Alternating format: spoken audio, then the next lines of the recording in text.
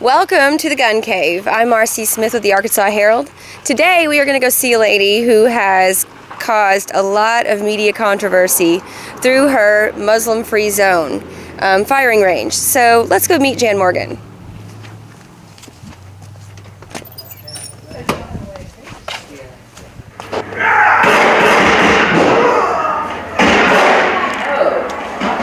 So basically, why don't you just tell us about your history? How did you get into this from newscasting? Into this, you mean the gun range, or into firearms? Well, into firearms, I guess, and then the gun range aspect. It's kind of an interesting transition from news media to guns, since most media, news media outlets are anti-gun. But yeah, I made the transition about 5 years ago, believe it or not, and I'm a 51-year-old female. So to think Looks good for 51. Yeah, to think that I did not own a gun really until I was, in my late 40s, mid to late 40s, is probably kind of interesting to people. But I got into firearms because as a woman living in today's America, it's a very dangerous place to live. And I realized how vulnerable I was when I wasn't with my husband. So I started training. And primarily the reason I started shooting guns is because I started getting death threats because of what I represent politically. Right. Those threats coming from people of Islamic faith prompted me to understand that I needed to arm myself. And I am of the firm belief that if you're going to own a gun, you should be responsibly armed, which means you need to train. So I started training a lot, often. And the more I trained, the more I saw that there weren't very many women shooting guns. And I thought, wow, I guess, I understand that because I was a woman who was without a gun for decades. And I was in the TV news business for decades, and I always felt like there was always a camera with me, and so he's going to protect me. And then I was with my husband, who's in law enforcement, and he's going to protect me. So I never really thought about it. But now, because I saw there were so many women not involved in firearms, and once I had my own gun and I was trained and felt responsibly armed, it was empowering because I no longer had to walk around afraid. You don't walk out of a parking lot in a shopping center at night. You don't have to worry about what if somebody comes after me. Suddenly I have something that's an equalizer. No matter how big the guy is or how bad the guy is, I have a way to defend my life with that firearm.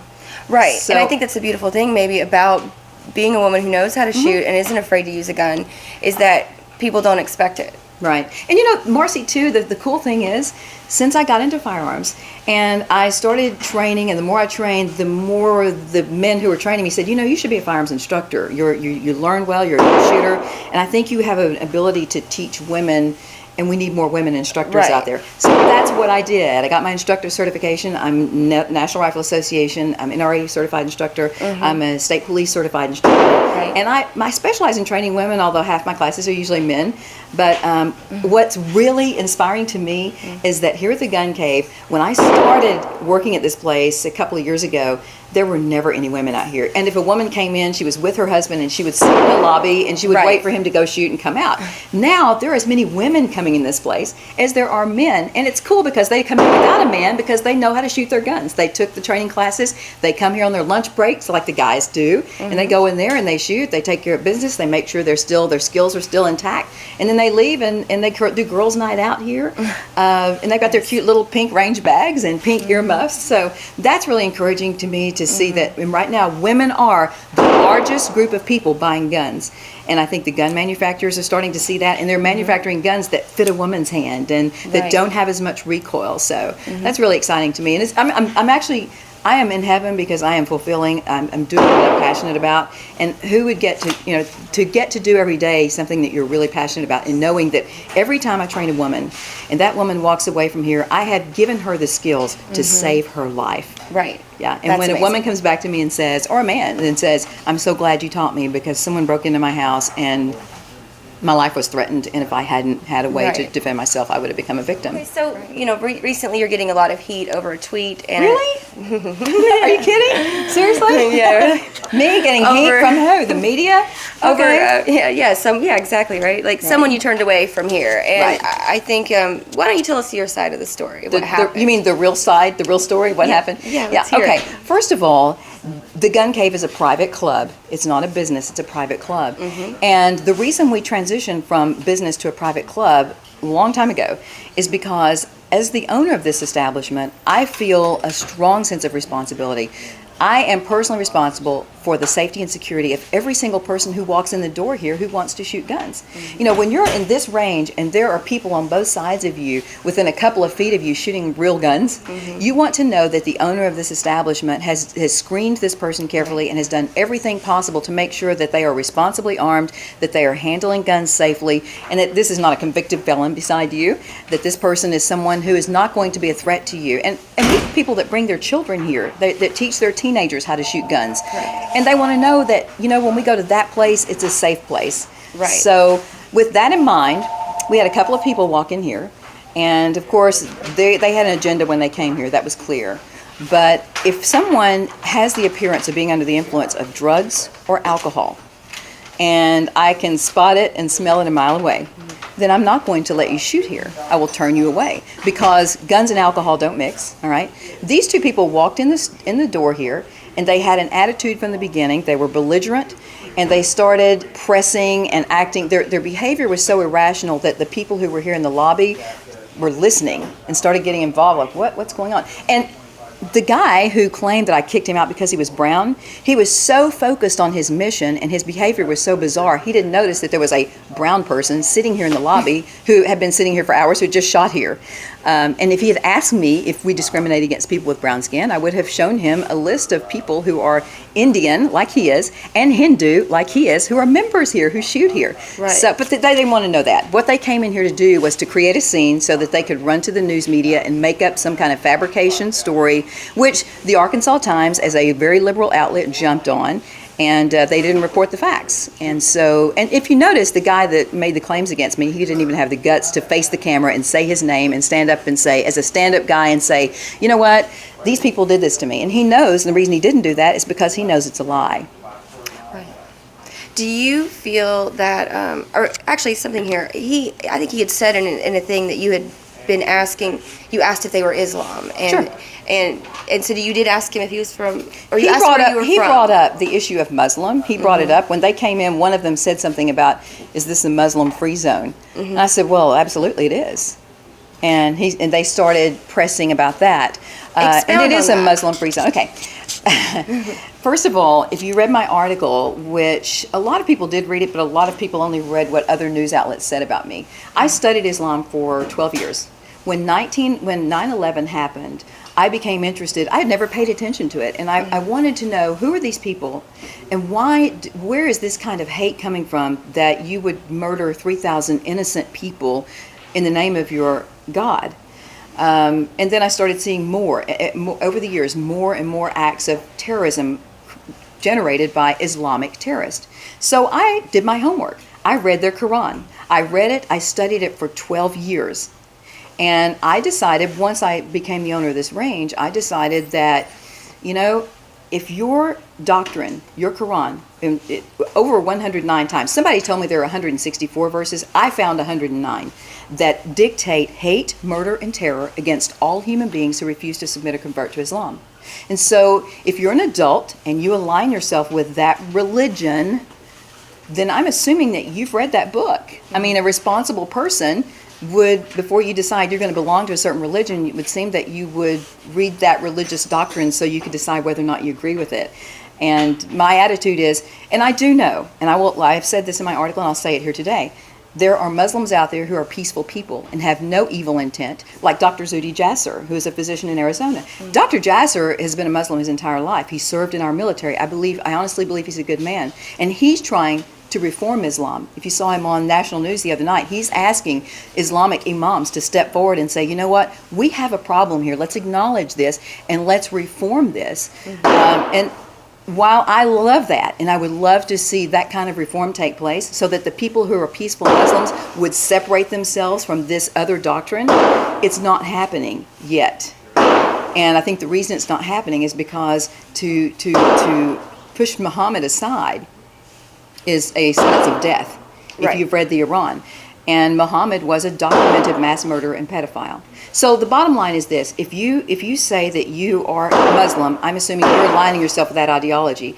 And since I don't have any idea which Muslims that walk in this door are going to be the peaceful ones and which ones are going to be the devout ones and actually follow through with those dictates. Then I'm going to err on the side of caution and say, you know, nothing personal here, but because you align yourself with this doctrine, I'm going to have to say that this is not going to be the place for you. Because I'm not in a coffee donut shop business. I'm dealing in lethal firearms. Right. And the people who shoot here, we screen for a number of things, not just that. If you're a Nazi, you're not going to shoot here. If you are a drug addict, you're not going to shoot here. If you're a felon, you're not going to shoot here. There are a number of things that we watch and look at. And, you know, I've had a lot of discussions with Muslims. I've had them come on my Facebook page and on my website, and they want to talk about this, why I feel this way, and I'll talk to them.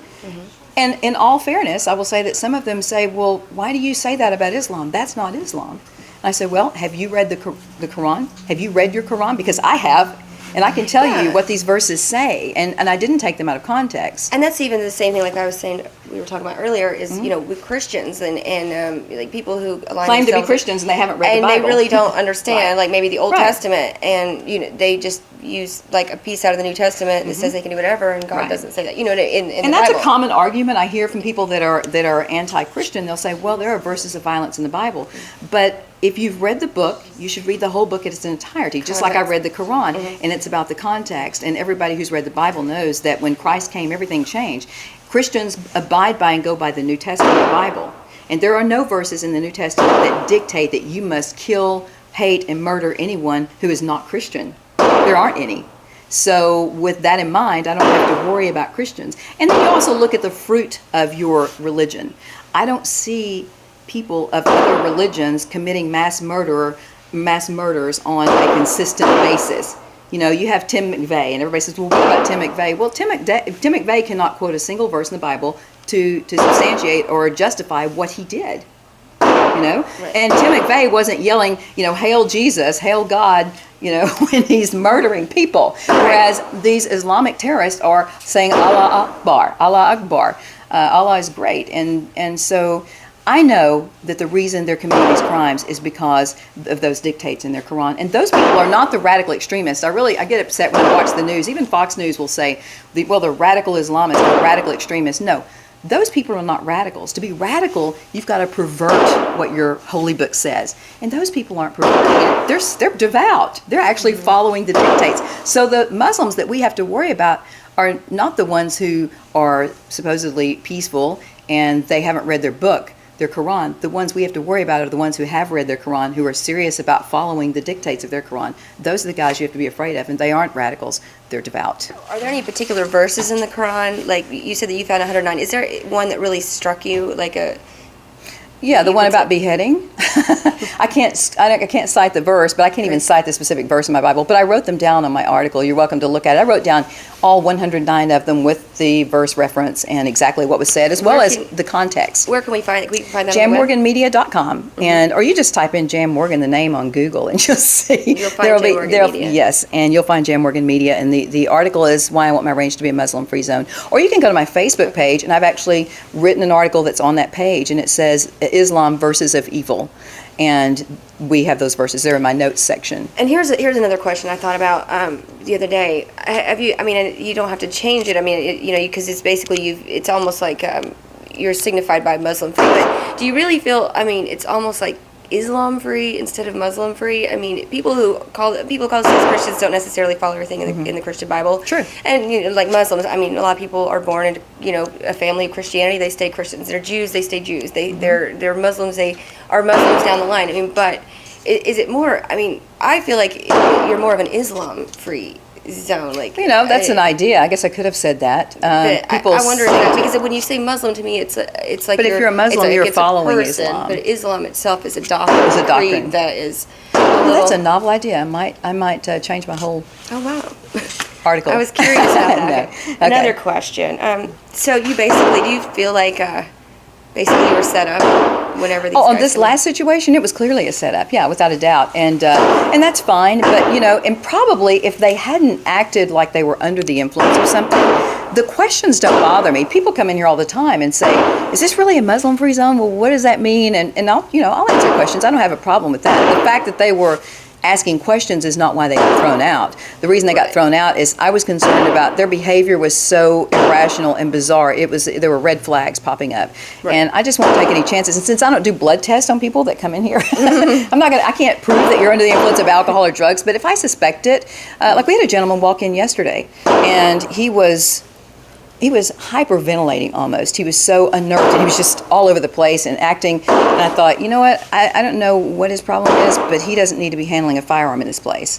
And before I had the chance to kick him out, he was so unnerved, he just decided to leave on his own. And I was thankful for that. I feel like he'll come back because he wants to take my class, and I will not be able to work with him if I think that he is so, that his mental capacity is so out of pocket that he has to have maybe mind-altering drugs in order to control that.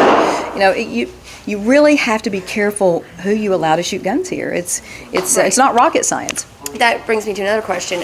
So basically, I was reading I was reading up in the Constitution about the law of saying religious that you have discrimination. Discrimination, and if you have a business, but there's no clause in there on your particular type of business. There's no. Yeah, it's a it private doesn't club. name it, so it's private. Actually, so there it's addressed in the Civil Rights Act of 1964. There is a clause that specifically addresses the issue of private club. If you are a private club, you're not subject to the Civil Rights Act of 1964. So, with that being said, do you think that this incident the other day, which I know you've had more, but just this incident, do you think, if you think this, could have been a setup, do you think that this might be a reason, like pulling this race card almost out, and which is, by the way, I think a very to cowardly thing to do. To me, that's the most coward thing you can do is pull the race card. I mean, why don't you come up with something substantive? Right. To pull the race card was such a foolish thing to do because we have people who are black, white, Indian, Asian. I mean, every Japanese, Chinese. We have people of all different backgrounds, ethnicities, and so the race card was really lame. And I disproved the story immediately by showing that we have people of all those backgrounds that shoot here. But do you think maybe by being what you feel like maybe targeted because of this? I mean, of course. I mean, you're obviously going to draw some attention for the fact that you're Muslim free. Yeah, right. You think? So I'm wondering, do you think that maybe this, to you, let's say this setup was possibly something more, deep about coming into some more constitutional rights, maybe thinking about bringing an amendment into a bill. But speaking of constitutional rights, even if this was not a private club, if this was a business, which it is not, I don't believe that Islam falls under the First Amendment protection of religious protection because, and I talk about this in my article if you had the chance to read it, Islam is part of a theocracy. In the First Amendment, theocracies do not fall under First Amendment protection. So, when your religion is associated with an entire form of government and laws, then it ceases to be just a religion. It is a theocracy. Well, I mean, basically our founding fathers gave us that First Amendment not to protect religion from the government, we would have freedom but from protect religion. the freedom from religion. Exactly. Because so, they fled for that reason. Exactly. What is your solution, Jan? Well, no, because a lot of people ask me that. They say, so what should we do? What Just, do you see? Kick Muslims out of the country? I mean, what do you think is the answer here? Because I've been trying to educate Americans about Islam for 5 years. Okay, and which is why the death threats started coming, because I put the truth out there about Islam. I don't do the hate speech thing. I don't hate Muslims. I don't hate people. I hate that ideology that they've attached themselves to, which I seem to know a lot better than many of them who haven't studied it.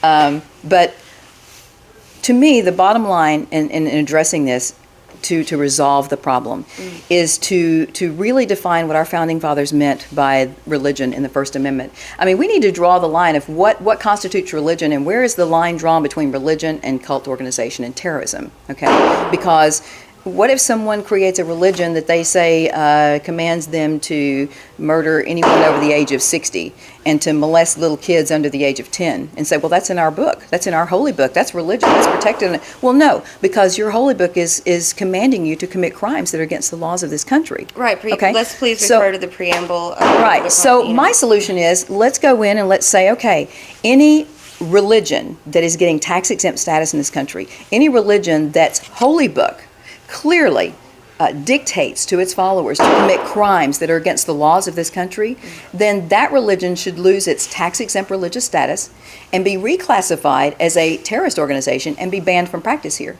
And that's not just about Islam. That takes care of any quote, religion that commands its followers to commit crimes against innocent people.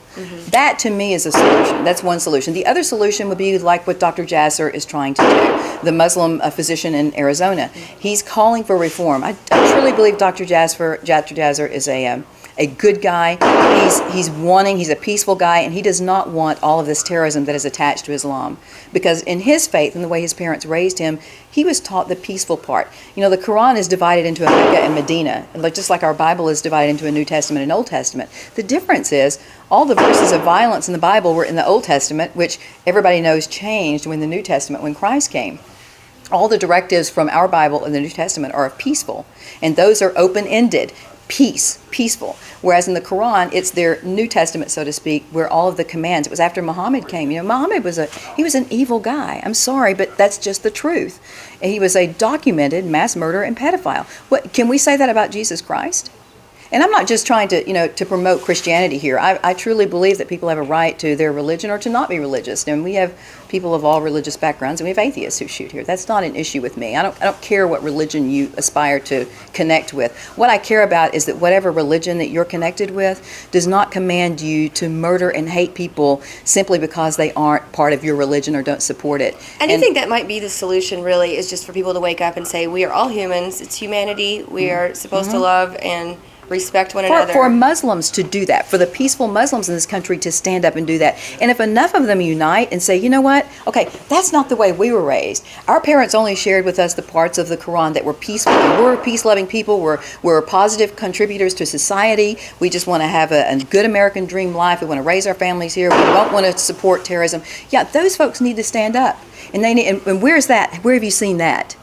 I haven't. And that's the big question mark out there. Where are those peaceful Muslims? Why don't they stand up and say, you know what? No, this is not Islam. This is not our Islam. Dr. Jasser tried to do that after 9/11. And you know what happened? He was excommunicated from Islam. He went to all these imams and he said, look, this is not Islam. This is not what we represent. We need to stand up and we need to have a big press conference and we need to tell the American people, no, we don't believe in this. Because many don't. Many Muslims that they I don't. know don't They believe. don't. But you also look on the other end of the spectrum. There are a lot of Well, you've people had who call personal themselves friends and Christians. associates. Yes. You've had personal, yeah. And you have people who call themselves Christians who really want to go and anything Islam. And do something they bad. want to go do something bad to someone But just who's because Islam, you call yourself a they're- Christian doesn't mean you are. And people bring up the Crusades and they say, yeah, but what about the Crusades? Well, number one, committing crimes in the name of your religion, if your religion doesn't dictate that, that means you're not representing that religion. You have to be able to have verses that substantiate and support those commands and that kind of behavior. And there are no verses in the New Testament of the Bible that command Christians to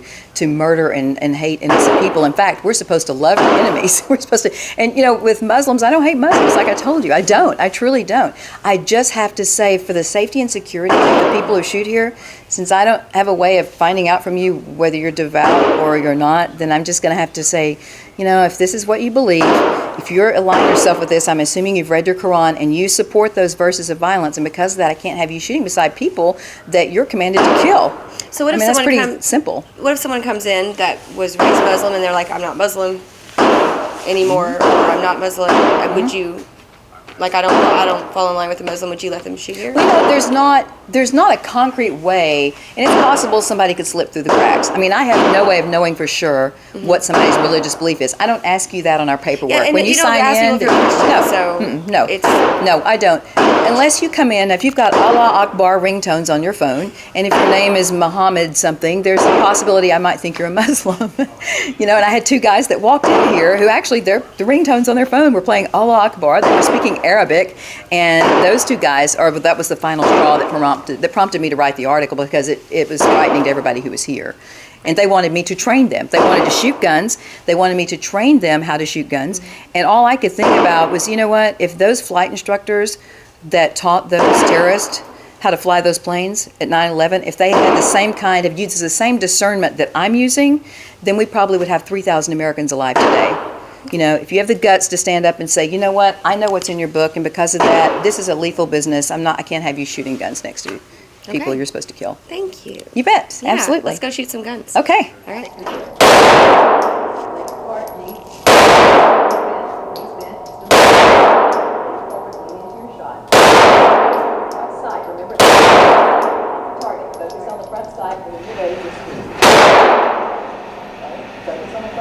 Work on shooting that 10. Looks like you hit it. You hit the 10. Did she hit the 10? She's bullseye.